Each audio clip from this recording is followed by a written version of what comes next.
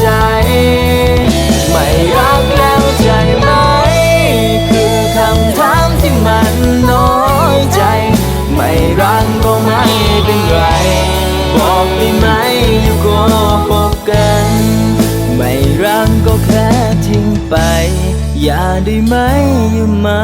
หลอกกัน